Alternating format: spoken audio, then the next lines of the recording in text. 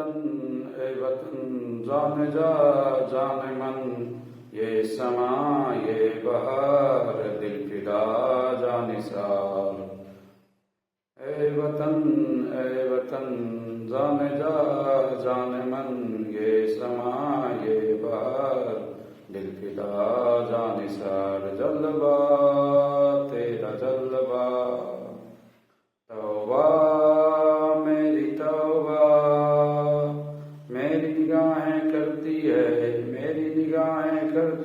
तेरे कदमों पे सजदा। तेरा जलवा जलवा हो, तेरा जलवा जलवा। तो हाय दोस्तों, मैं Virat sir, knowledge motivation blogs में आपका स्वागत है। टारगेट मैट्रिक बिहार बोर्ड परीक्षा, जो भी इससे पहले पूरा संस्कृत व्याकरण पार्ट बाई पार्ट एवं पूरा संस्कृत किताब ट्यूशन का प्रश्नोत्तर और हिंदी किताब गोधूली का पूरा गद्य खंड का प्रश्नोत्तर नहीं देखे हैं तो कृपया इस चैनल KMB मस्ती पर जाइए, वहाँ सभी चैप्टर का प्रश्नोत्तर मिल जाएगा, जिसे जरूर से जरूर हर बार रिवीजन करते रहिए, क्योंकि मैट्रिक वर्ग 10वां का परीक्षा में सारा प्रश्न यहीं से पूछा जाता है। तो आज हम मैट्रिक वर्ग 10वां का हिंदी गोधूली किताब का कालखंड का पाठ 12 मेरे बिना तुम प्रभु का प्रश्नोत्तर करने वाले हैं, जो परीक्षा की दृष्टि से बहुत जरूरी है। तो समय न गवाते हुए, क्योंकि वक्त का मैं जितना दम है उतना लगा दो, कुछ लोगों को मैं जगाता हूँ और कुछ लोगों को आप जगा दो। तो ये रहा आज का सारा प्रश्न।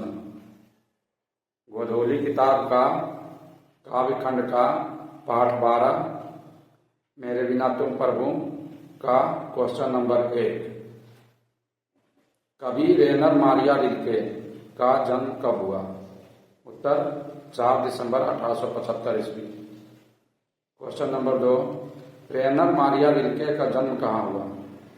तो प्राग ऑस्ट्रिया, जिसे अब जर्मनी के नाम से जाना जाता है, यानी प्राग अब जर्मनी में पड़ता है। नंबर 3, रेनर मारिया रिल्के का पिता का नाम क्या था? तो जोसेफ रिल्के।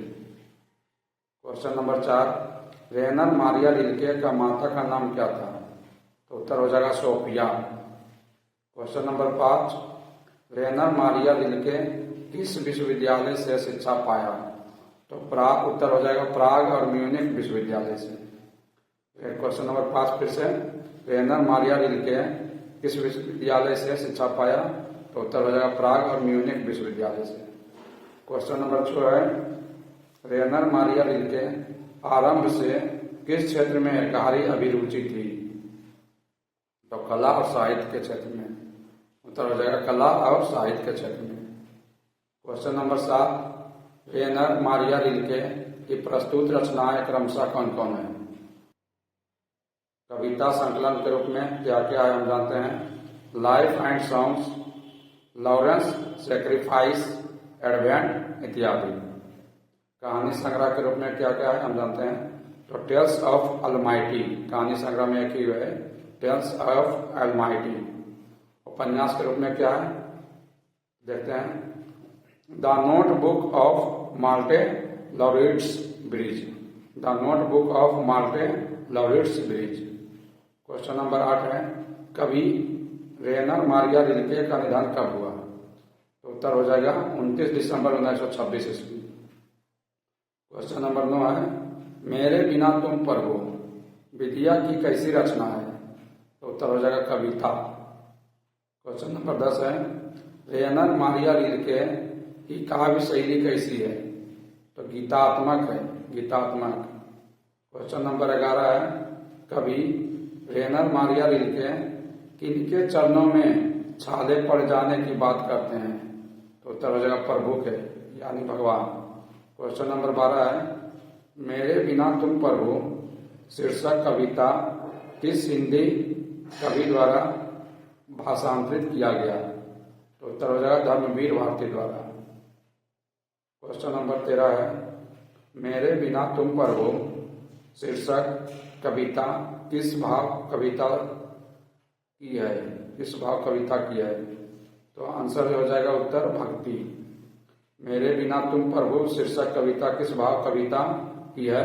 तो उत्तर हो जाएगा भक्ति।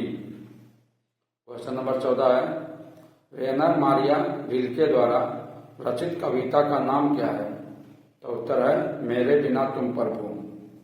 क्वेश्चन नंबर 15 है, रेनर मारिया रिल्के किस भाषा के कवि हैं?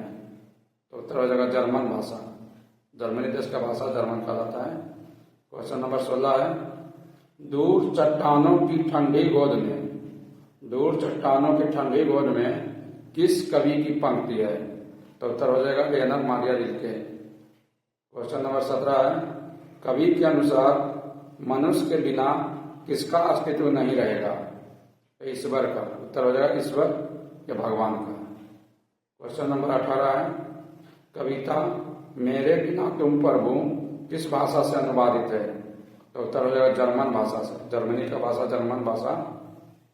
क्वेश्चन नंबर 19 है, कवि किसका शानदार लबादा गिर जाने की बात करता है? उत्तर भगवान प्रभु का। क्वेश्चन नंबर 20 है, विश्व कविता के भाषांतरित संकलन देशांतर से कौन सी कविता ली गई है? उत्तर हो जाएगा हमारी नींद। क्वेश्चन नंबर 21 है, कवि रेनर मारिया रिल्के के अनुसार भक्त किस रूप में है? तो उत्तर हो जाएगा मदिरा के रूप में। क्वेश्चन नंबर 22 है, वर्तमान में पराग किस देश का अंग है? तो जर्मनी देश का अंग है। वर्तमान में पराग जर्मनी देश का अंग है। एक मोटिवेशन है बच्चा जी जो इस तरह है, आंखों में नींद बहुत है पर सोना नहीं है। आंखों में नींद बहुत है पर सोना नहीं है, यही समय है कुछ करने का, इसे खोना नहीं है। एकदम राइट कहा गया बच्चों, दोस्तों एकदम सही कहा गया है। कहा गया है जो सो गया वो खो गया, यानी जो सोता है वो खोता है, जो जागता है वो पाता है। तो उसे ही मोटिवेट लाइन में लिखा गया है, आंखों में नींद बहुत है और सोना नहीं है, यानी नींद आ रही है फिर भी नहीं सोना है। यही समय है जो आज आप कर रहे हैं, यही समय है कुछ करने का, इसे खोना नहीं है। फिर से एक बार, आंखों में नींद बहुत है पर सोना नहीं है, यही समय है कुछ करने का, इसे खोना नहीं है। तो वे दोस्तों मिलते हैं अगले वीडियो में अगले पाठ के साथ। जब तक हमेशा हर हाल में रिवीजन कहीं भी किसी भी समय करते रहिए, क्योंकि कहा गया है जैसा रिवीजन होता है वैसा रिवीजन होता है, इसलिए हमेशा रिवीजन करते रहिए। एक बात और दोस्तों, जब तक परीक्षा खत्म ना हो जाए तब तक पढ़ाई करते रहिए, क्योंकि ये दुनिया मेहनत नहीं रिजल्ट देखती है। ओके बाय दोस्तों।